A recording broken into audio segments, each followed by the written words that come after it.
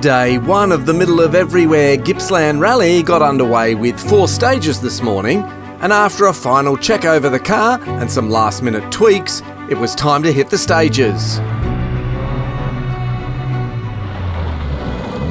For Glenn Brinkman, it was a whole new experience. Certainly a different driving style to any other car I've got, so I knew to expect that, but yeah, it's a lot different, so it's a bit of a struggle at the moment, but they're pretty good stages, so not a bad set of stages to learn how the car reacts. So yeah, but we had a few close calls, so I'm going to go and try and correct that on the next run around. So yeah, the biggest problem is got the team lurgy bug now, so it's so I'm pretty sore and just it's hard to concentrate, but we'll get there. 10 right becomes 9 medium over brow, then straight 70. And the last ARC you did was in the Evo. I mean, this car's very, very different to the Evo. Yeah, no, they're not. They're both heavy. That's about the only similarity. Evo probably has, just got a bit more power to pull you out of trouble, and that's what I'm struggling to work out with this now, is just how late you can brake and how much trouble you can be in before you can't get out of trouble. So yeah, so there's a fair bit to work out, but yeah, they're a lot of fun. For co-driver Scott Beckwith, this was the first event he'd sat with Brinkman since the Finke Desert race in a very different car. Like I said, it's a totally different car, going from side-by-side Can-Am open to the elements and some of the roughest roads in Australia into what is essentially a street sedan with a few modifications made to it. The thing pretty much drives like my own WRX at home. So we've got to get used to the difference that makes in terms of driving style. And certainly it's probably much like when we did the RS Challenge 20 years ago, which I guess in essence is what we're trying to replicate here.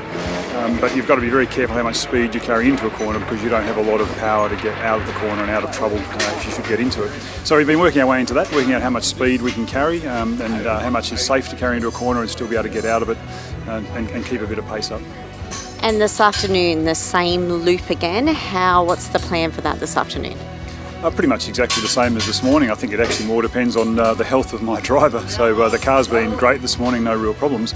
Obviously Glenn's suffering quite badly, the family lurgy's going around, and he's found it quite difficult to enjoy himself and to get into a rhythm because of a bit of the plague, I guess.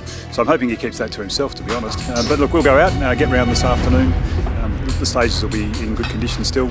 We just have to drive them, and he just has to keep his focus and concentration up, which I'll try and help him to do so we get back tonight.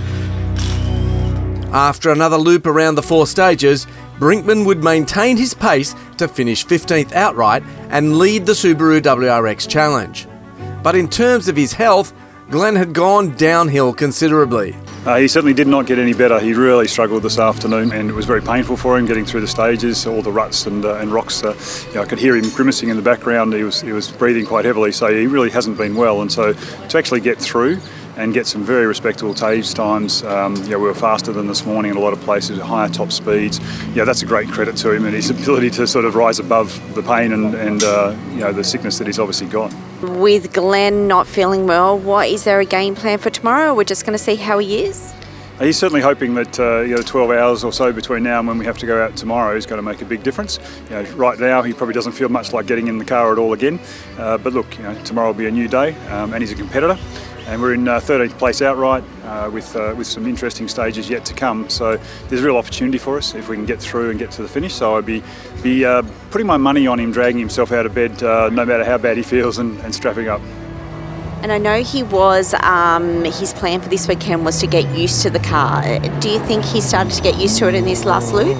Very much so. So, this morning we went out and he was just sort of getting his head around the way that the car was handling in the corners, what he could do under brakes and so on. And his comment after the second stage was, I've got to remember this is not an Evo and it doesn't behave like an Evo. And once he started to click onto that, this afternoon, a lot more commitment on the higher speed stuff, and he was managing the way the car was moving, but getting the corners, the tighter corners right, and making sure he got the right speed into the corners so that we were able to exit. So really, terrifically, really for a new car that is very underpowered in the corners when you might sometimes be looking for it. No real moments today. So again, credit to him given what he's trying to do and what he's trying to fight at the same time. Nice job, mate. Well survived. And a good time too. 8 seconds faster than this morning. Don't know how.